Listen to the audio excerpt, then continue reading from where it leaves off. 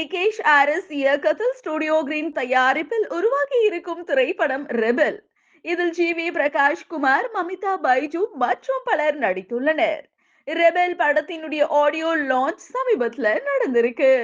Rebel இந்த படம் வந்து ஸ்டுடியோ கிரீனில் நான் பண்ணுறதுக்கு ரொம்ப சந்தோஷப்படுறேன்.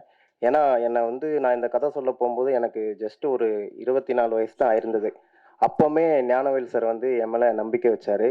அதுக்கப்புறம் நான் படம் ஷூட் பண்ணிட்டு போயிட்டு ஒரு 10 நாள் எடுத்த ஃபுட்டேஜை போட்டு காமிச்சேன். அது வரைக்கும் பார்த்தவர் தான் இது வரைக்கும் படமே பார்க்கல. அப்போ இருந்து இப்போ வரை என்னை எந்த கேள்வியுமே கேட்டதில்லை. அது வந்து எனக்கு ரொம்ப பெருமையாக இருக்குது. இன்னொன்று அவர் வந்து என் மேலே அப்போவுமே நம்பினது வந்து எனக்கு ரொம்ப ஆச்சரியமாக இருந்துச்சு. ஏன்னா சின்ன வயசில் வந்து இப்படி ஒரு பொலிட்டிக்கல் ரீதியான ஒரு கதையை சொல்லும்போது அதை பண்ணுறதுக்கு ஒரு தைரியம் வேணும். அது வந்து ஞானவேல் சார் ஏற்றுக்கிட்டதுக்கு நான் அவருக்கு பெரிய நன்றி சொல்லணும்.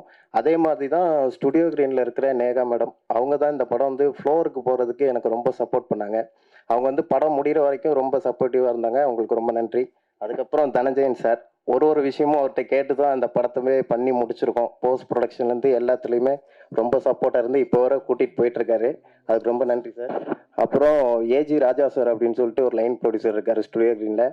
அவர் தான் டிசைடிங் அத்தாரிட்டி. 45 நாளில் நாங்கள் படம் முடிக்கிறோன்னா அதுக்கு முதல் காரணமே அவர் தான். எங்களுக்கு ப்ராப்பராக எல்லாமே அரேஞ்ச் பண்ணி கொடுத்துருக்காரு.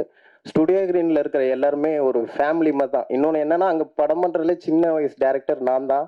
ஸோ வந்து என்னை வந்து ரொம்ப பாசமாகவே பார்த்துப்பாங்க. எந்த கேள்வியுமே கேட்க மாட்டாங்க. அதுக்கு வந்து ஸ்டுடியோ கிரீனுக்கு நன்றி.